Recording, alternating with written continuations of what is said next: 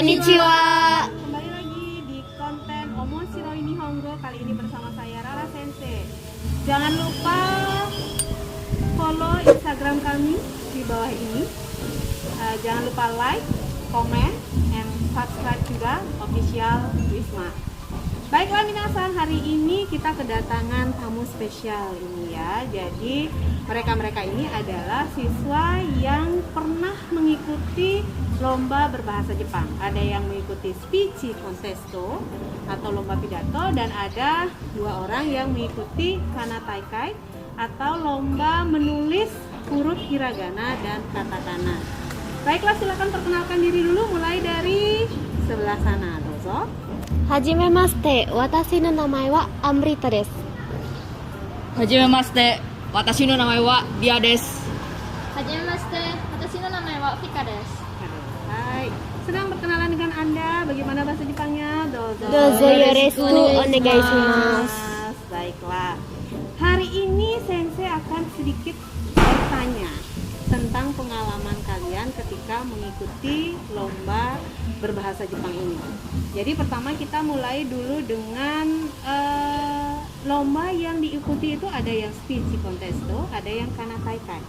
Awalnya ketika mau ikut lomba ini ingin sendiri atau karena dipaksa? Coba Amrita-san. Hai, kalau saya ingin sendiri, Sensei. Ya, berarti apa motivasinya untuk mengikuti lomba itu? Karena saya ingin mencari pengalaman, Sensei. Ingin mencari pengalaman. Jadi yang berhubungan dengan berbahasa Jepang, pengen sendiri, ingin ikut lomba. Kalau Dia-san sama Fika-san, boleh dari Dia-san dulu. Pertama mau ikut lomba itu dari diri sendiri atau dipaksa? Saya ditunjuk. Saya tidak dipaksa, sama sekali tidak dipaksa. Saya ditunjuk dan saya mau karena saya juga ingin menambah pengalaman. Ingin menambah pengalaman, oke. Tidak dipaksa, tapi ditunjuk. Oke, yuk. Kalau Fika-san?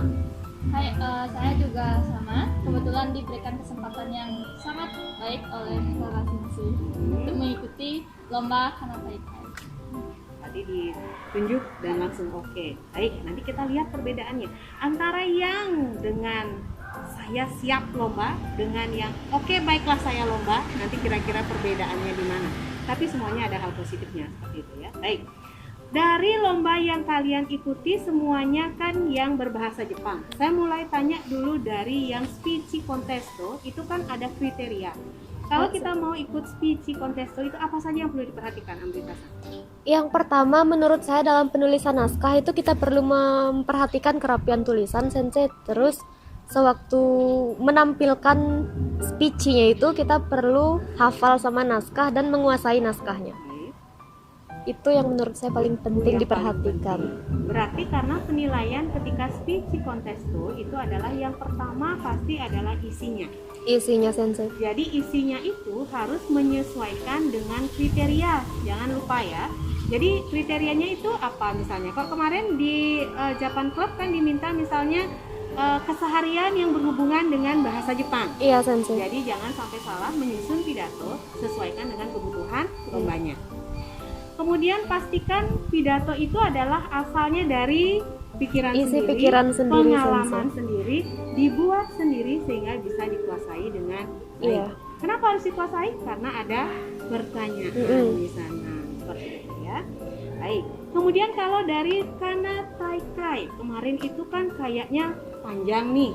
Maksudnya apa yang harus dilombakan, apa yang harus diperhatikan, semua itu ternyata ada tingkat kesulitannya. Dari Dia-san dulu bisa diceritakan bagaimana tingkat kesulitan untuk mengikuti kana taikai. Jadi yang paling sulit menurut saya itu adalah yang bagian kelima. Jadi urutannya dulu dari awal berarti bagaimana? Dari awal yaitu yang pertama itu ada lomba kakijung, yaitu Kakijung itu apa, Dia-san? urutan menulis huruf hiragana dan juga katakana. Urutan menulis huruf hiragana dan katakana. Berarti maksudnya seperti apa contohnya misalnya? Mau menulis huruf A. Itu misalnya. Ya. Berarti yang A itu goresannya bagaimana? Yang Ke kanan, lurus, kemudian ada bulat bawah. Berarti itu tidak boleh ada kesalahan. ya. Berarti ketika menulis urutan penulisannya ada kotak-kotaknya ya? Ya. Sehingga jadi goresan pertama pada kotak pertama, goresan kedua pada kotak kedua, goresan ketiga pada kotak ketiga. Sehingga kalau misalnya ada kesalahan itu langsung terlihat. Oke, kalau Vika? berikutnya setelah yang kakijung apa lagi lanjutannya? Yang kedua itu adalah level sedang. Sedang. Level sedang itu Oke. ada menyusun kata-kata. Menyusun kata. Kalau tadi berarti kakijung itu paling mudah ya? Iya, paling mudah. Oke, paling mudah. Jadi berikutnya menyusun kata. Contohnya misalnya seperti apa? Contohnya watashi no shumi wa Watashi, itu Watashi. misalnya ada garis miring, garis miring, entah apa yang kata apa apa yang lagi di- apa lagi apa lagi, nanti akan dikasih contoh di bawahnya supaya terbayang kira-kira seperti apa ya. Kemudian nanti kita apa yang harus dilakukan berikutnya? Mengurutkan supaya menjadi kata yang atau kalimat yang baik. kalimat Kalimat yang yang benar, yang baik dan benar. Oke, berikutnya apa lagi dia? Jadi yang ketiga itu ada soal menengah, yaitu tentang teka-teki. Jadi di dalam teka-teki itu ada sebuah kotak, Oke. dan dalam kotak itu berisi banyak sekali huruf katakana atau hiragana yang teracak. Jadi kita tuh harus menemukan kosakata, misalnya hobi ada Kata tentang yang sesuai. ya, ada hobi, ada tentang barang elektronik seperti itu. Oke, nanti akan diperlihatkan di sini ya. Jadi di dalam kotak ada banyak huruf, kalian cari kosakata dari huruf-huruf acak tersebut. Berikutnya apa lagi, Cikasa? Yang berikutnya ada sulit. Tingkat sulit apa? Sulit itu adalah menebak gambar. Oh, Nanti menebak gambar. ya, Jadi gambar apa yang diperlihatkan? gambar diperlihatkan tuh biasanya hewan, benda, yang gitu. Jadi ada tebak gambar, ada hewan, ada benda. Yang jelas gambar yang diperlihatkan itu berarti yang sudah pernah dipelajari tentunya di tingkat sekolah menengah atas SMA. Oke. Ada lagi setelah itu? Ada. Apalagi? Yang terakhir itu ada yang tingkat yang paling sulit, yaitu kita tuh pesertanya harus mendengarkan orang Jepang berbicara menggunakan kalimat atau kosakata dalam bahasa Jepang. Dan itu tuh sulit karena logat orang Indonesia dan Jepang itu sangat berbeda, Sensei.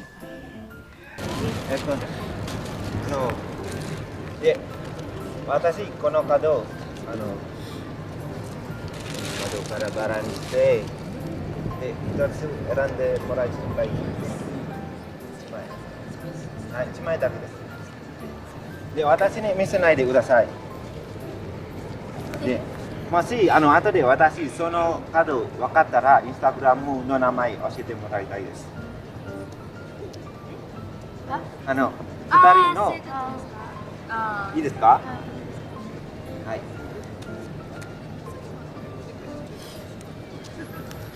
はい、ここに私全然見てないんですよ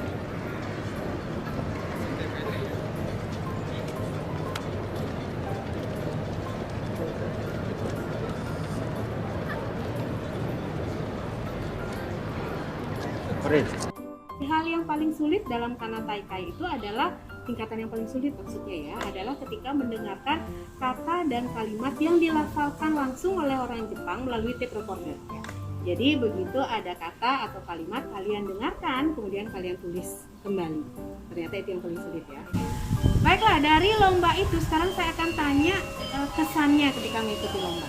Ya, kita mulai dari yang speech contesto. Amrita-san sudah mengikuti speech contesto di Japan Club, kemudian kemarin berhasil memenangkan juara 3. Ketiga, Sensei. Ya, dari itu tepuk tangan dulu untuk Amrita-san.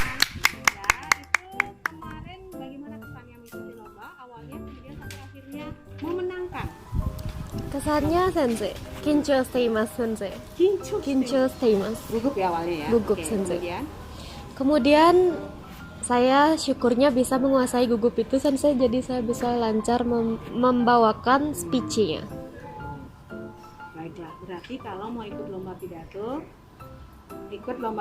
itu berarti harus menyiapkan mental. Menyiapkan Gugup mental, itu Sensei. biasa, kemudian nanti yang penting ketika ikut lomba itu adalah dari dalam hati berarti Dari ya. dalam Dari hati. dalam diri saya bisa, kemudian akhirnya bisa memenangkannya. Dan yang paling penting itu juga Sensei, kita tidak boleh bolong pada saat latihan menghafal naskah karena bolong sehari itu bisa bikin latihan yang sebelumnya jadi lupa Sensei. Jadi jatuhnya kayak sia-sia gitu latihan sebelumnya. Berarti upayakan untuk latihan secara konsisten. Jadi terus menerus supaya bisa dilatih dengan baik dan hasilnya pun baik.